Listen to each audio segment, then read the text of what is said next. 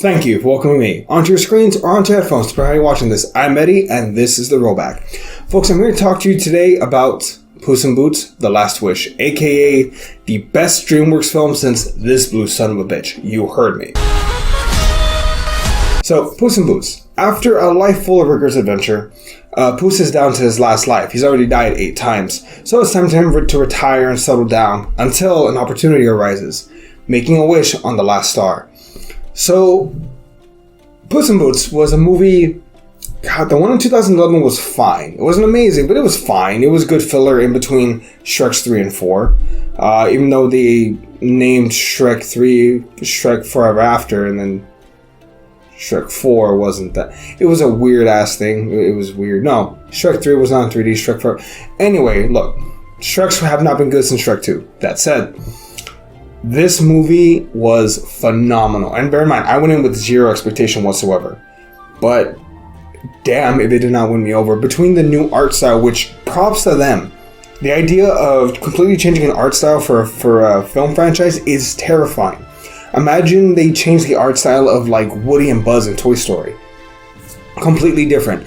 But they went with their gut, they went with their instincts, and they completely changed. And for that, they were solemnly rewarded. This film is beautiful. And that's just the starting point. It looks great. It feels great. Everything feels better. It has this comic book vibe. Chema made a mention that they did in the same art style that they did Into the Spider-Verse. Which, good. Like, it's a very unique style. And it's not something that we're tired of yet because it's only been done once so far. We're going to get Into the Spider-Verse 2, I believe, later on this year. So still great, but the art style to start off is amazing.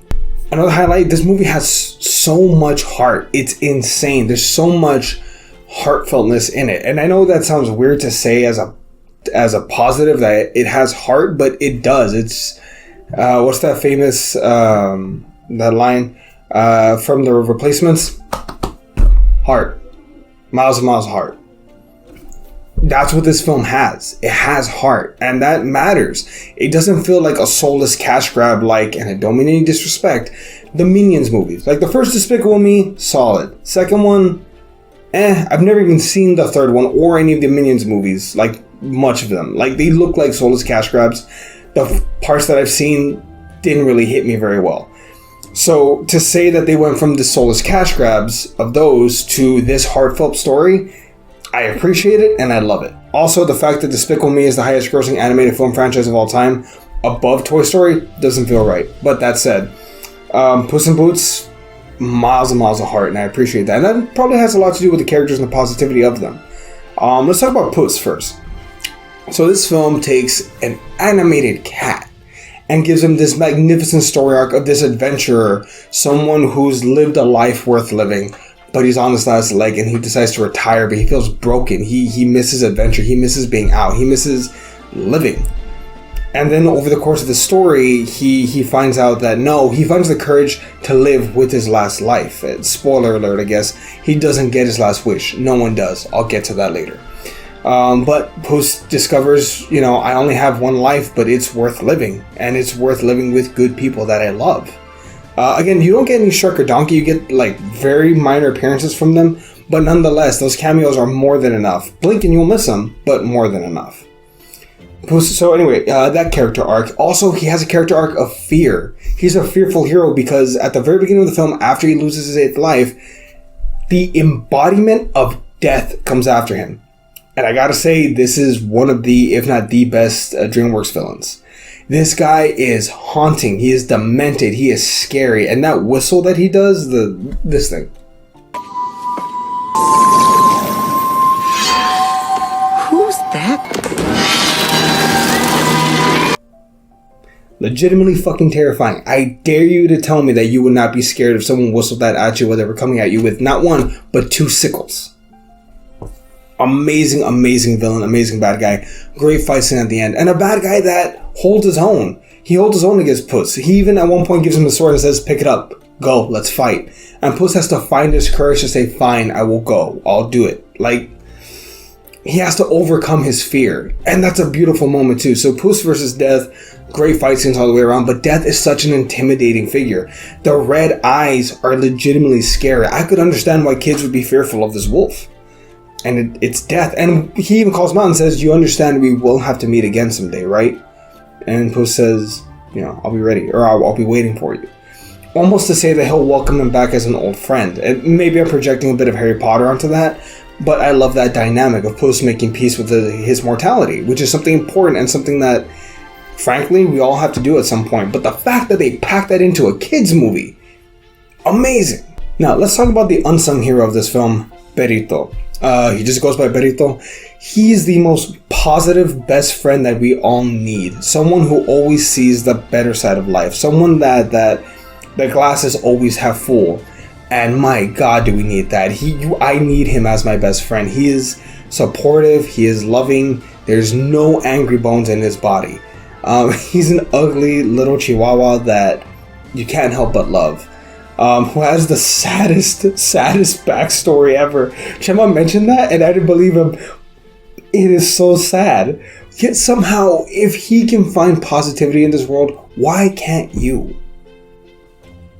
Oh, okay, I remember. So the subplot with Goldilocks and the Three Bears is beautiful and I love it. Granted, the big thumb guy, he can go fuck himself. He is meant to be the selfish person that gets what he deserves. Please.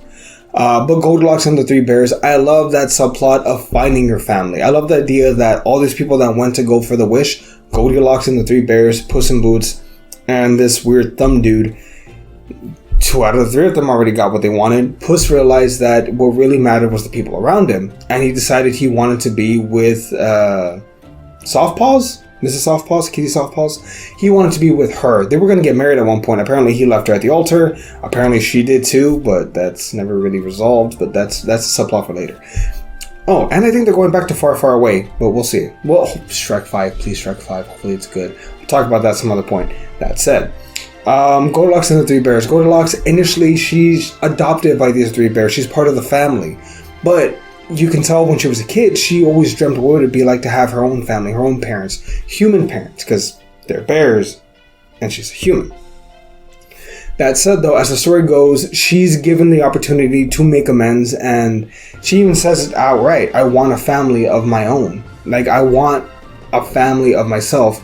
I feel like an outsider. They love her to death, but they understand. But when it comes right down to it, when her little brother's on the verge of death, but she can win, she saves him. And there's this beautiful moment where she says, I told you, you're the muscle, I'm the grabber, and saves him along with the bears. And they're good people and they team up, and all you want is for them to be happy too, because it's an understandable motivation for all of them. Except for the thumb guy. Again, he can go fuck himself. He wasn't even a fairy tale, he was a nursery rhyme. B tier. B tier. Baker's Dozen though, props. And I want to talk about that real quick. This movie feels like it was a film made by Shrek fans. People who grew up with the original material, not people who created it and tried to develop the story. This movie felt the most Shrek since Shrek 2. It felt like Shrek 3 was middling at best, trying to figure out what it wants to do, almost like a midlife crisis. Shrek 4, on the other hand, also felt like, fatherly duties. How do I find myself there? And I get what they were going for, but kind of fell flat for me. Whereas this one, Puss in Boots, The Last Wish, feels like it was a movie made by fans who loved the source material, who had a solid message to tell.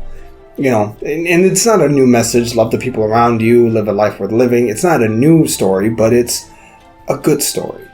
And I hope they bring the same love, the same affection, the same critical acclaim to Shrek 5, which, as I'm aware, is currently in development. Although Shrek 5 has been in development since 2011, so we'll see where that goes. As far as final grades is concerned, Puss in Boots is definitely an A+, a movie I will watch again, a movie I'm going to show my whole family because my nieces and nephews are going to love it. My parents are going to probably enjoy the comedy. It just looks great all the way around. I definitely recommend Puss in Boots, not just for kids, but for everybody. Yeah, that said, please like and subscribe. We'd greatly appreciate it. We're always trying to grow this channel. Also, maybe go check out our podcast. It's always great, especially when I'm there. We're always trying to grow as well. And yeah, happy to be here, guys. See you.